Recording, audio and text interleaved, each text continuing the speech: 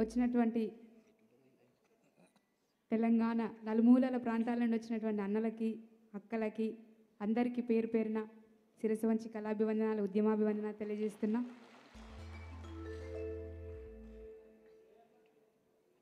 ఇందాక రాకేష్ చెప్పినట్టు నాకు కూడా సేమ్ ఫీలింగ్. తమ్ముడు చెప్తుంటే అక్కడ అక్క విమలక్క పక్కన కూర్చొని గట్టిగా నవ్వుకుంటున్నా. పృథ్వనం చూస్తే భయం వేస్తుంది అన్నాడు కదా, సేమ్ నాకు కూడా సేమ్ ఫీలింగ్. ఎందుకంటే అన్న పక్కన నిలబడాలంటేనే భయం వేస్తుంది. ఇంత పొడుగు ఉంటాడు, నేను ఇక్కడ ఉంటా కదా, భయం వేస్తుంది అన్నని చూస్తే. మాట్లాడాలంటే అసలుకే మాట్లాడాను, నేను చాలా భయం వేస్తుంది. కాకపోతే ఈ మధ్య కాలంలో వర్గీకరణ ఉద్యమంలో, ఎస్సీ వర్గీకరణ ఉద్యమంలో చాలా అనేక వేదికలు పంచుకోవడం జరిగింది. అన్న వాళ్ళతోని చాలా విషయాలు నేర్చుకున్నా నేను. అన్న వాళ్ళ నుంచి ఎట్లా ఉండాలి, ఎట్లా మాట్లాడాలి, అసలు ఏం జరుగుతుంది, ఏం తెలుసుకోవాలి, రోజు ఎట్లా అప్డేట్ ఉండాలి అనేది చాలా విషయాలు తెలుసుకున్నా నేను. నాగరాజన్నతోని కానీ, దరువెల్లన్న, దర్వంజన్న, అదేవిధంగా విఠలన్న, మందకృష్ణ అన్నతోని, అన్న వెంకటన్నతోని, చాలా పెద్ద పెద్ద వాళ్ళతో తిరిగినప్పుడు చాలా నేర్చుకున్నా. అంటే తెలంగాణ ఉద్యమం తర్వాత మళ్ళీ అంతా అందరం ఒకే వేదిక మీద కలిసి మాట్లాడుకోవడం, ఒక ఉద్యమంలాగా కలిసి వేదికలు పంచుకోవడం అనేది జరగలేదు. మొన్న ఒక 2 నెలలు ఎస్సీ వర్గీకరణలు తిరిగినప్పుడు అక్కతోని, విమలక్కతోని కానీ, అక్కతో అంటే నేను చాలా చిన్నపిల్ల లెక్క అక్క ముందు చాలా చనువుగా ఉంటా, అమ్మలాగా, అమ్మ కంటే ఎక్కువ ఉంటా అక్క దగ్గర.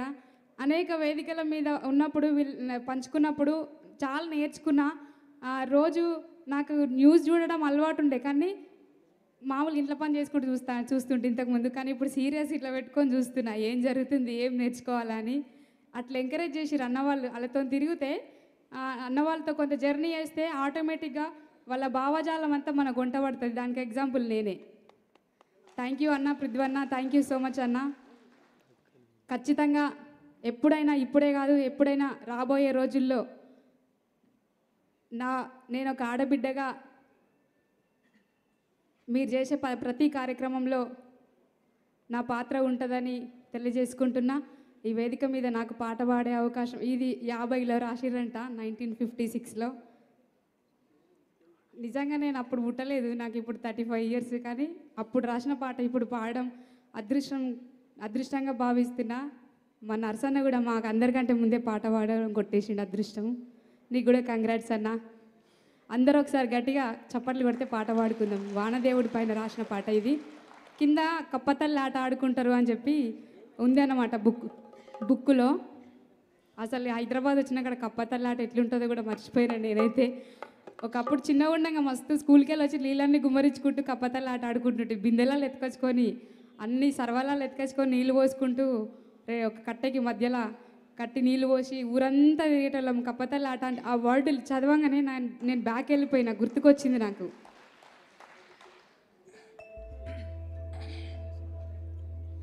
ఏ దిక్కునున్నవ వానా దేవుడా, మా దిక్కు రావయ్య వానా దేవుడా.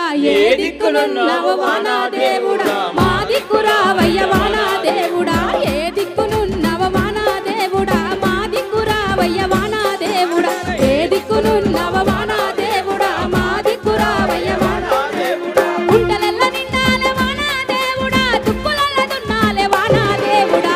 ఏ దిక్కునున్నవ వానా దేవుడా, మా దిక్కు రావయ్య వానా దేవుడా. ఏ దిక్కునున్నవ వానా దేవుడా, మా దిక్కు రావయ్య వానా దేవుడా. ఏ దిక్కునున్నవ వానా దేవుడా, మా దిక్కు రావయ్య వానా దేవుడా.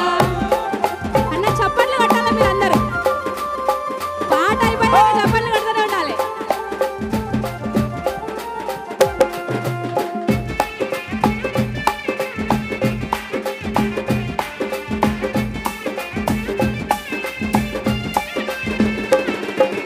పంటలెల్ల వండాలే వానా దేవుడా, మొక్కులన్నీ వినవయ్య వానా దేవుడా. పంటలెల్ల వండాలే వానా దేవుడా, మొక్కుల్ని వినవయ్య వానా దేవుడా. పంటలెల్ల వండాలే వానా దేవుడా, మొక్కుల్ని వినవయ్య వానా దేవుడా. పంటలెల్ల వండాలే వానా దేవుడా, మొక్కుల్ని వినవయ్య వానా దేవుడా. ఉత్తరాన ఉరుము ఉరిమి వానా దేవుడా, దక్షిణాన వాన జల్లు వానా దేవుడా. ఏ దిక్కునున్నవ వానా దేవుడా, మా దిక్కు చూడవయ్య వానా దేవుడా. ఏ దిక్కునున్నవ వానా దేవుడా, మా దిక్కు చూడవయ్య వానా దేవుడా.